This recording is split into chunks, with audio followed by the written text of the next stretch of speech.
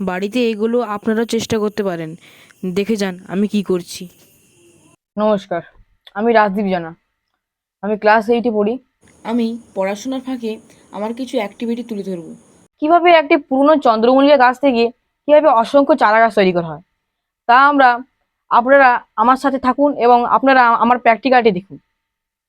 কাঁচি নেব, কাঁচি নিলাম এবং চারা গাছটা আমার কাছে নিলাম। এখন আমি এই কাঁচিটি নিয়ে এখন আমার পুরনো চন্দ্রমল্লিকা থেকে বেশ কিছু ডাল শাখা প্রশাখা কিছু কেটে নিচ্ছি। দেখুন, এই কাটলাম। আগে আমি বেশ কিছু ডালা কেটে নিই।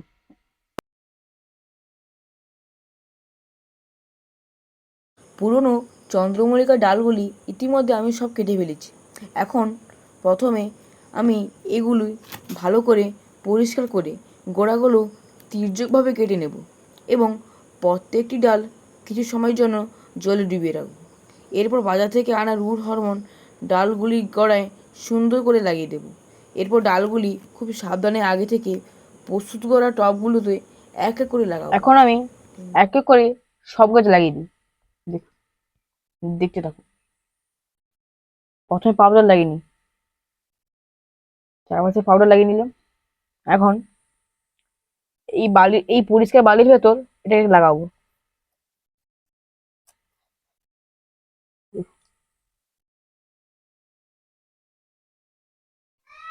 এখন আমার সব লাগানো হয়ে গেছে।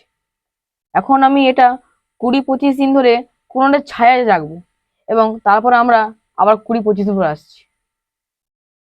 আমরা চলে এলাম 25 দিন পর। এখন আমরা দেখে নিই যে গাছগুলিতে শিকড় জন্মেছে কিনা। আপনারা দেখতে থাকুন আমার ভিডিও।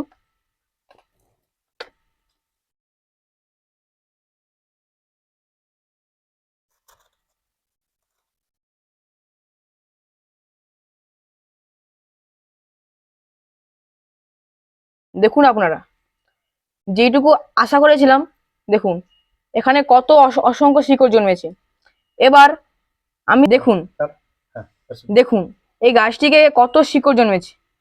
এখন আমি শিকড় সহ এই ডালটিকে টবে রোপণ করব। আপনারা দেখতে থাকুন কিভাবে আমি চামচের সাহায্যে চারাটি রোপণ করছি। খুব সাবধানে আপনাদের এই কাজটি করতে হবে যাতে চারাটি কোনোভাবে আঘাত না পায়। গাছের গোড়ার মাটি সুন্দর করে চেপে দিতে হবে যাতে চারাটি ফেলে না পড়ে। এখন আমি চারা গাছগুলো তুলে ফেলি। দেখতে হবে কোনোভাবে শিকড় কেটে না যায়। কাজটি খুব সাবধানে হওয়া প্রয়োজন। প্রতিটি গাছে সুন্দর শিকড় এসেছে। আপনারা সহজে বাড়িতে এইভাবে করে দেখতে পারেন। এই 3টে গাছ নিলাম, এখান থেকে দেখি। দেখুন, আপনারা দেখুন কি রয়েছে। দেখি আর একটা তুলে চেষ্টা করি হয়েছে নাকি না। এটাও হয়েছে। তাহলে এখন আমরা কিভাবে এই একটা টবে কিভাবে চারা গাছ রোপণ করতে হয় তা আমরা আপনাদের দেখাবো।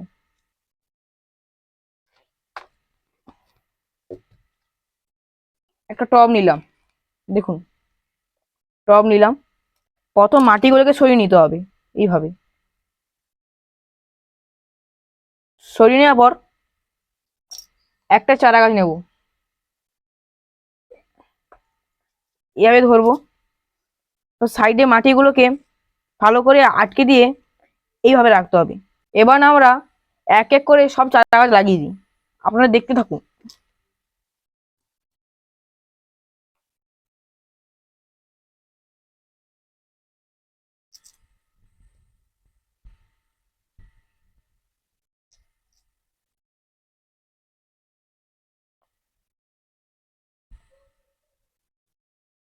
দেখুন হয়ে গেল। একটা সাইডে রেখে দিলাম, আবার একটা নিলাম।